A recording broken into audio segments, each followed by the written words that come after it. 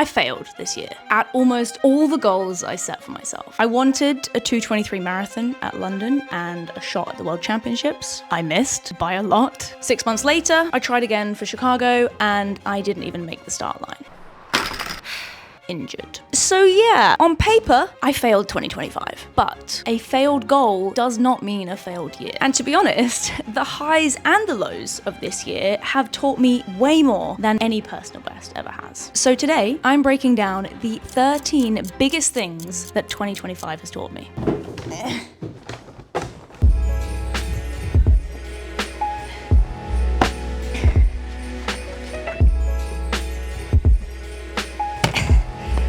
I have always wanted to use one of these. I'm going to call this my flip chart of chaos, because whilst 2025 didn't exactly go to plan, I still came out of the other side with a lot to be grateful for. Some new strings to my bow, if you will.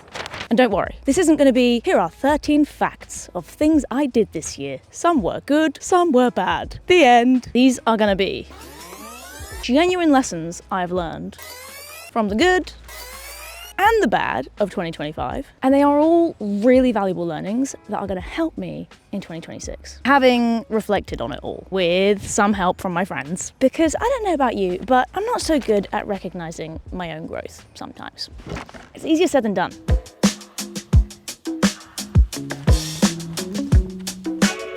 Not quite central. Humour me, this is more for the title of each point. I'm not saying that the first thing I learned this year is that I ran the London Marathon. Obviously, I know that I ran the London Marathon, but it taught me some things. If you've not been watching this YouTube channel for a while, you might not know that running this major, the major in my home country, the marathon that inspired me to start running and to want to run a marathon one day, it's a pretty big deal. And I was very, very excited about it. So ticking that off felt really cool. Being in the elite field, taking a big swing and gunning for an amazing race on that start line kind of made it even more exciting. But what surprised me was what I took away from the day was nothing to do with any of that. The biggest thing I took away from the day was how lucky I am to have such amazing support. Not just me, right? Anyone running the London Marathon is blessed with thousands of strangers giving life for them and cheering on the sidelines. But personally, I was all alone out there for about 9, 10, 11, about 16 miles of the race. And when you're running all alone, you notice the crowds, the cheers, or the lack of. And I was totally overwhelmed with emotion whilst running the London Marathon because of that support. There was one moment when I was running back to do those last 2 or 3 miles. Runners in the masses were running the opposite direction on the course, heading out to do the second half of the race around mile 13. And I had people to my right cheering me on from the sidelines, spectators, and people to my left running the damn marathon with halfway still to go, cheering me on, stopping their race to come over to the barriers, shouting my name and shouting "Love the grind." Love the grind! Love the grind! And that kind of blew my mind, made me get quite emotional during the race. So what I learned is I have the coolest fans in the world. You guys are amazing, and I am so grateful for every single one of you who watches these videos, whether you were there cheering at London or not. Thank you for being here and for being incredible people. And you know what? If you're not one of those people and you're new here, it's not too late. Why not join the crew of being the coolest fan club in the whole world? Hit the subscribe button. To me, to you, to me.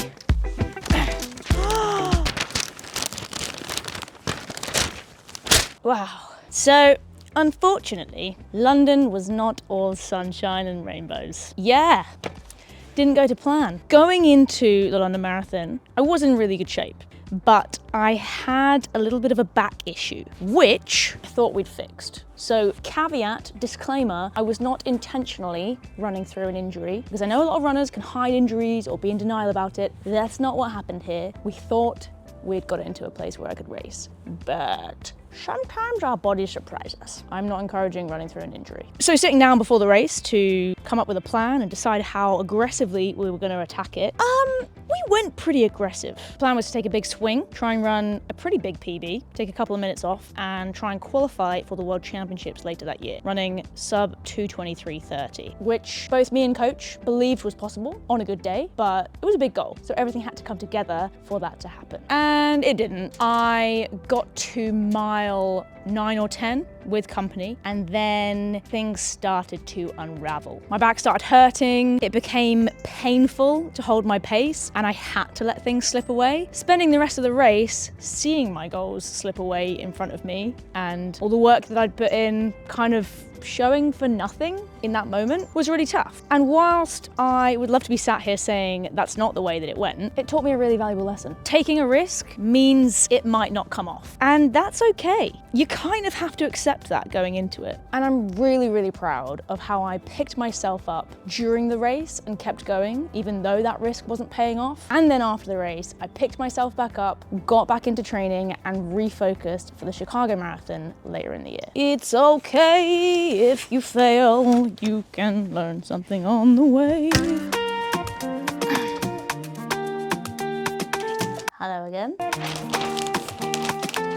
Yep, that's right. I learned that I am a badass. I did 2 really legit marathon blocks in 2025 and got into incredible shape in that training. And I'm really proud of that. I took some really big steps forward as an athlete this year, and I think I almost proved to myself that I'm capable of more than I thought. I think about the Chicago block and how I was able to do a workout on the Tuesday, an uphill tempo on the Thursday, come back and then do a threshold session on the Friday and still have a really legit long run in the week. In an 110-mile week, I did that. And my body held up for that training, which is really, really cool. Yes, I got injured at the end of the Chicago block, but that was due to a freak accident because I fell on a trail, not from overloading with training. What that's taught me, which I'm really excited for 2026 and beyond, is I haven't reached my potential yet. If I can do really legit training that's more than I've ever been able to handle before, and my body hasn't felt fatigued by it, it hasn't broken down, imagine what I can do when I can get through a training block of that type of work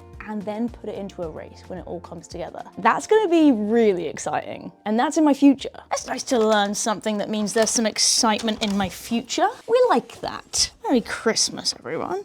Hut to, hut to, hut to, hut. It's not quite essential, is it? Yay, I got injured. So you know I mentioned those 2 fantastic training blocks I completed? Well, the Chicago one, we didn't quite get to the end of it, did we? I got injured and I couldn't run the Chicago Marathon, which it sucks. There's no 2 ways about that, really. Can't sugarcoat it. And the last few weeks and months with this injury have sucked. And you know what? I think they've sucked so much. I just can't be bothered to recap this. I've had to rehash this injury so many times in the last few videos. So instead of doing that today, I'm gonna make you go back and watch a previous video if you don't know the story so far. Not the video that came out last week, that was me learning how to swim, but in the video before that, I give a good 60-second recap on how the hell I got here. Basically, I fell over and I really hurt my knee, and I couldn't run for ages. But I am back. I'm easing back in, and last week, hot off the press, 30 miles. We are getting there. And before I can talk about what this has taught me, I need to talk about the experience of being injured, because I've not really had that before, and that alone has taught me that it's really hard. Not only was it hard to let go of racing Chicago in 2.5 weeks' time when this injury came up, and knowing what shape I was in and possibly what I could do if I could get to that start line, but I also had to let go of my routine, of knowing when I might be back running, because this injury has been a little bit complicated, and I had to let go of the life I had as I knew it, temporarily, obviously, let's not be dramatic, but that was really, really hard. The last few months have been heartbreaking, and I've learned a lot about myself. Not all good things, to be honest. I've learned that I need to be running to be functioning as a human being in society. But luckily, that's back on the menu. And to be honest, this one's tricky because yes, I've learned a lot. I've learned what being injured looks like. I've learned how to be a little bit kinder to myself and how to deal with injury. But dealing with it and coping is hard. It's not simple. So I don't think you can ever really learn how to boss that. But I think more important than all of that, what I will learn from this one is still to come. When I can build back and get back to how fit I once was, and even fitter, and get back on a start line and back past a finish line, crushing it, I'll have taught myself that I can hit rock bottom, lose all of that fitness, and work back there. And that is going to be huge. So I think the biggest learnings from this one are still to come, which is something to look forward to. Excuse me, just gonna scooch on in here. Welcome to my greenhouse. Are you ready for this next one? It's a good one. I made a friend. You're my special friend. Possibly my most unexpected highlight of 2025. I did not see this one coming, even though I wrote this down literally on my bingo card for 2025. I wrote down, I want to make a new friend, but I don't think I actually had any idea how that would happen or how I would potentially make that happen. And I don't think I did make it happen. Because what happened was, this amazing person walked into my life and grabbed me by the shoulders and said, we're gonna be friends, okay? And I'm so glad she did. In May, shortly after the London Marathon, I was at an event that I normally wouldn't be able to go to because I'm normally away and training and have to say no to these things.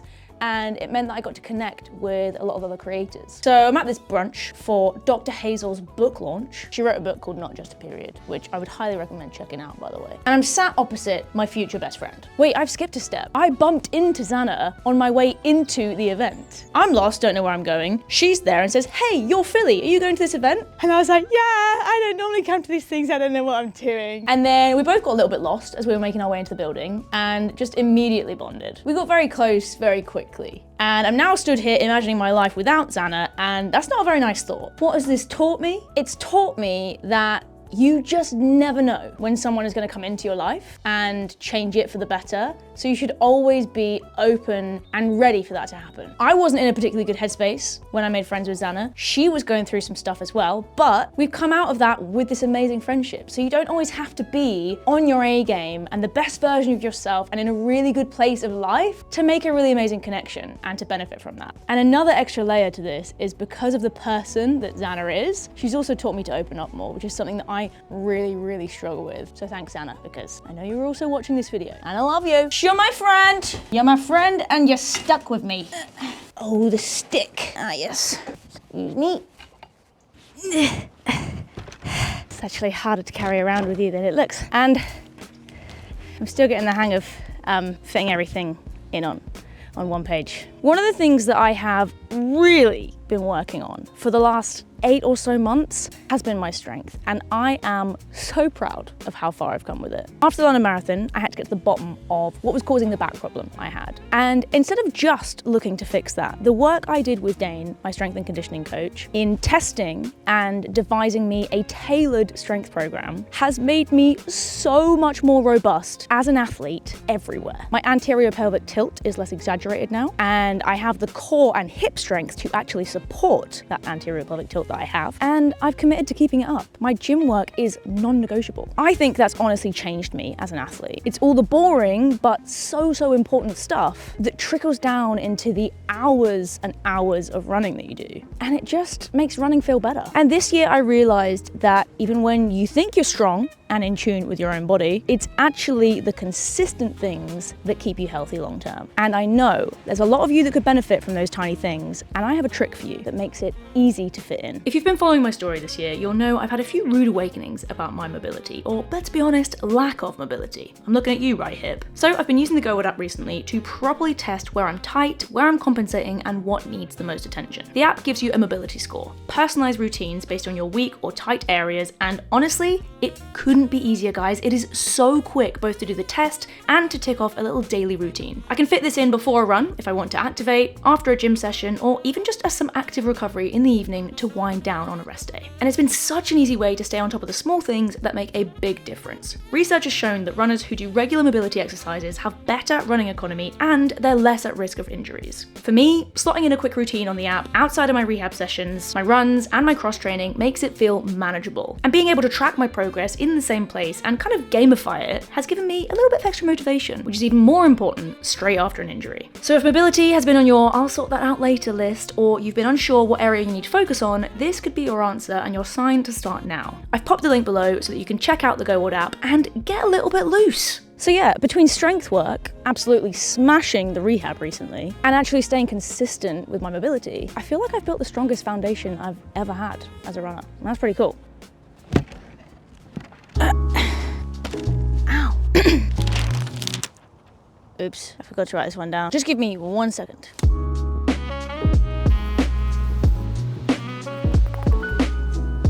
It's a ring, all right? Yes, it does look like a ring. Yeah, this is a pretty big one. I don't know if you heard, but I'm now a wife. See, because I got 2 rings on here. And hey, give me your hand. Look.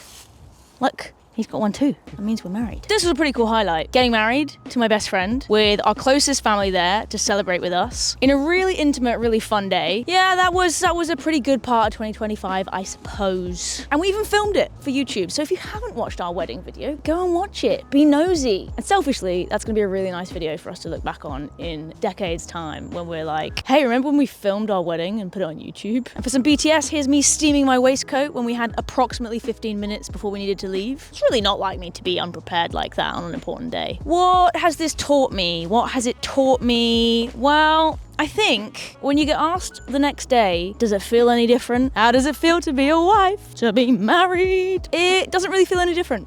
So I feel like whilst it's amazing to get to the point where you love someone so much that you want to commit to them and be married, it's taught me that it kind of doesn't change anything. You're still 2 people who are sometimes going to rub each other up the wrong way. Most of the time not, though. And putting a ring on it and having a piece of paper doesn't mean that it's just going to be plain sailing. You still got to work at it and put a lot of effort in to get something out of it, which I do, by the way. I'm very happy. I would like to stress that. Happily married. Just making sure that Daniel doesn't watch this in the editing suite and get the wrong idea. We're not getting divorced yet.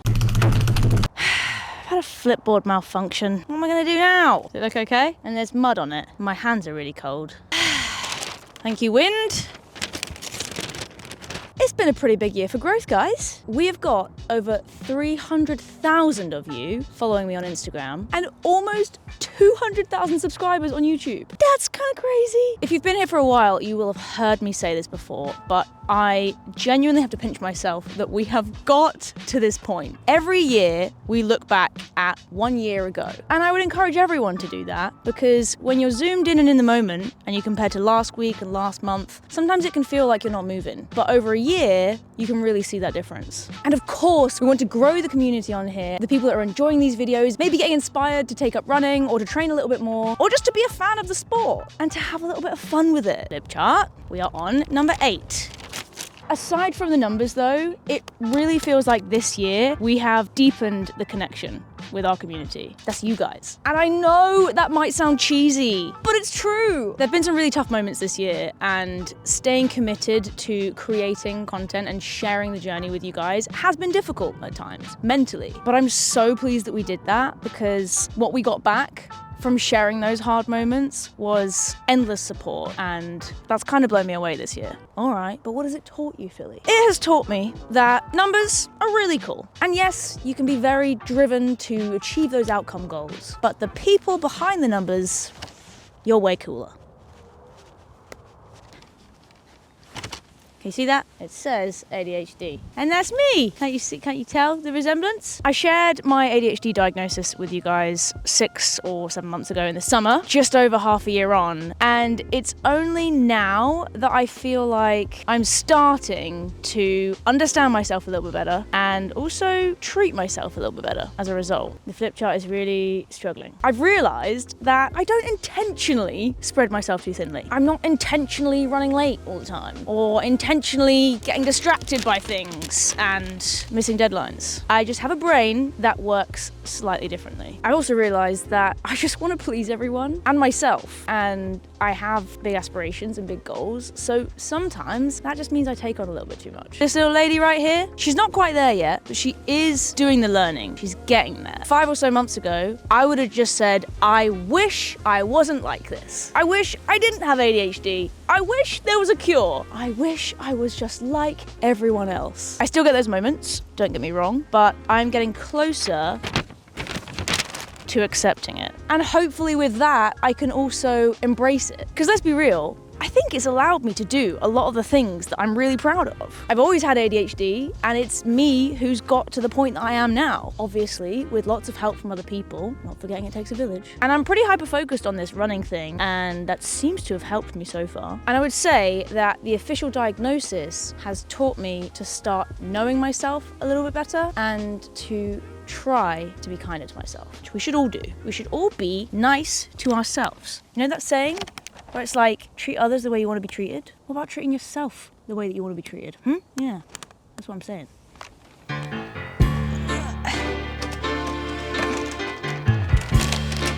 Can you see that? It says therapy. So speaking of being kinder to ourselves, something I've been doing all year, consistently. And that is the first time I've been able to say that, which is pretty cool. Because I am not the best at opening up about my feelings, especially not the deepest, darkest feelings, the ones that make me really sad sometimes. And I think that's most of us. It's hard to talk about. But you know that annoying person that always tells you, oh, it'll help.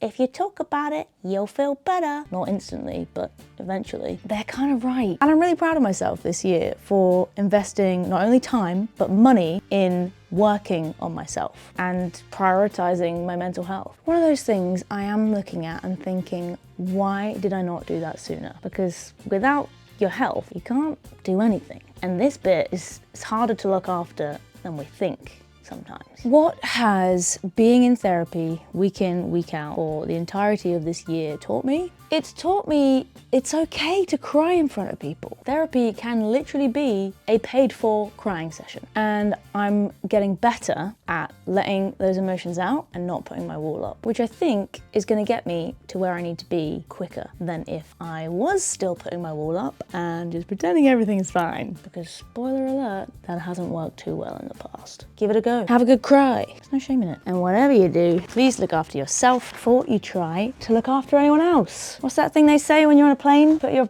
oxygen mask on first before you put it on the baby or the other people, or something like that.